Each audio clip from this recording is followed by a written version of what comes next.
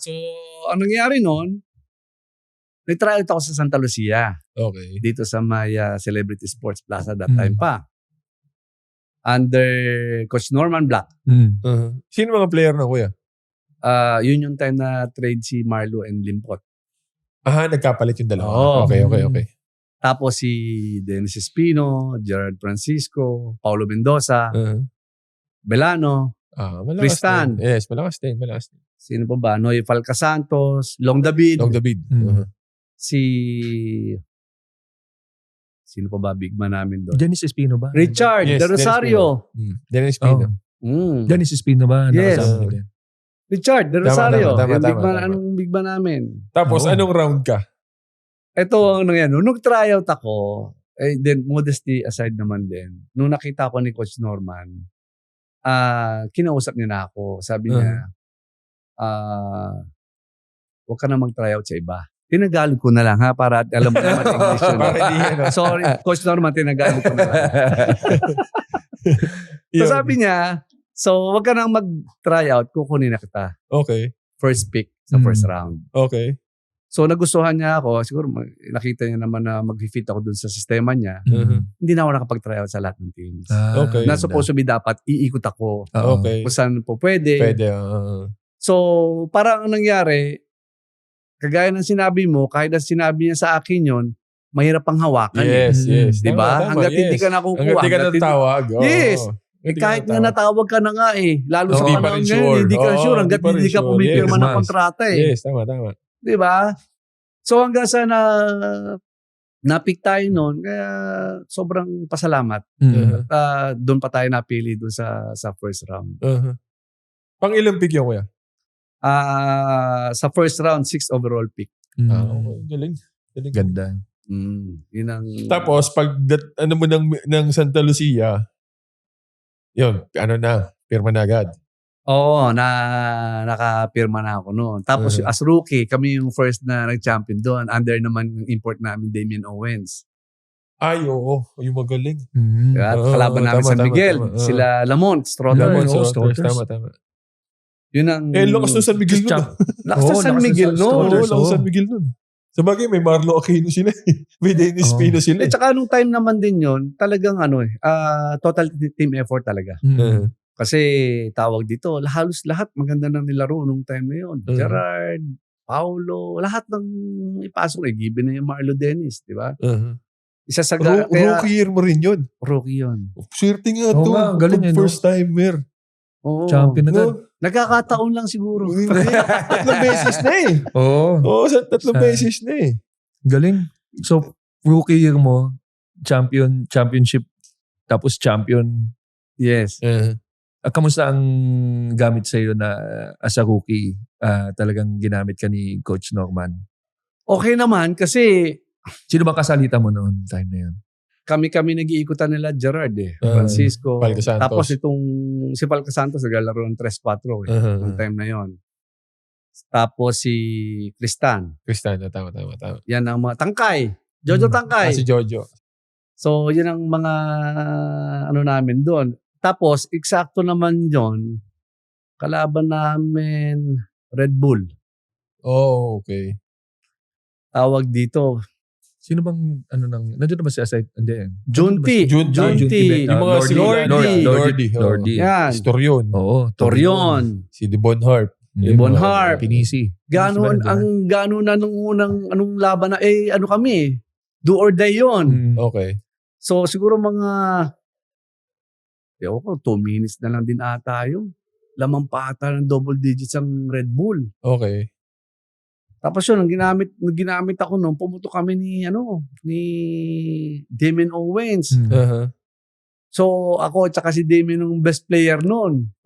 Eksakto, pag pasok namin ng playoffs na noon, tuloy-tuloy na. Hanggang sa mag-champion kami. Kaya, kakatuwa naman. At least. Yung ba yung pinaka-memorable na game mo, yung dalawa kayong best player ni Owens? Sa series ng leading to the championship Oo, sa tingin ko. Kasi kung natalo kami doon, wala na kami. Oo nga, ganun, no? Basyo na. Oo, out na kami. Pero isa din doon, siguro yung nag-post ako ng career high against Ginebra. Anong team ka dyan? Santa Lucia. Santa Lucia pa rin. Oo, Santa Lucia. Kasi halos karamihan ng mga kaibigan ko alam mo no, pagdating ng Ginebra, lahat yun Ginebra. Matik, diba? matik. Nagkakataon, lahat naman din sila, iniidolo nila yung Bantay si Kagiwa. Oo, bantay mo. Diba? Mga kaibigan ko pa yun, ha? Oo. Nakakatuwa naman. Kaya para lalo akong na-challenge, di ba? Kami palagi match-up ni Mark. So, ganunan kami. Tapos yun nga, nakapag-post ako ng karera. Kakatuwa na kahit pa paano tayo nakakasabay naman. Kamusta naman ang Ginebra fans sa'yo, Kiko? Particular sa mga kaibigan ko. Oo. Pagkatapos ng game, medyo ako yung sinisisi. Ganun lang. Kasi nakakataon naman na kada laro ang Ginebra, maganda naman ang nilalaro ko. Parang ganun. Di ka ba inaasar ng mga, ito kasi paboritong asarin to ng mga Ginebra fans eh. Inaasar ka ba ng Ginebra fans? Hindi nakakarinig-rinig naman tayo, pero iba si Bo. Oo. Oo. Kasama yun.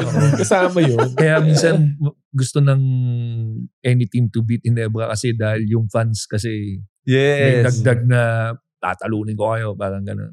Oo. Iba kasi talaga ang crowd ng Ginebra. Yes, sir. Talagang kung totoo kasi pagdating sa labas nga lang yan, makapag-diskusyonan dyan, mapapaaway ka eh. Oo. Ganun ka pagdating sa Ginebra. Ganun sila ka-competitive. Kainit, no? Yes. Basta, kasi fan talaga eh. So, after mo manalo ng championship with Santa Lucia, tumagal ka ba sa kanila o kailan ka napunta na? May history siya ng after isang championship, umalis ka na eh. Oo nga eh. Lumipat ka ba? Pero, Beerman? Hindi naman tayo kagad na umalis. So, tumagal pa tayo ng ilang taon. Okay. Hanggang sa si Coach Al na yung nag-take over na. So, nung time na yun, napunta ako sa reserve list. So, sabi ko, baka papaalam muna ako, laro-laro muna ako ng mga liga-liga labas. Para at least kahit pa paano, andun pa rin yung condition din.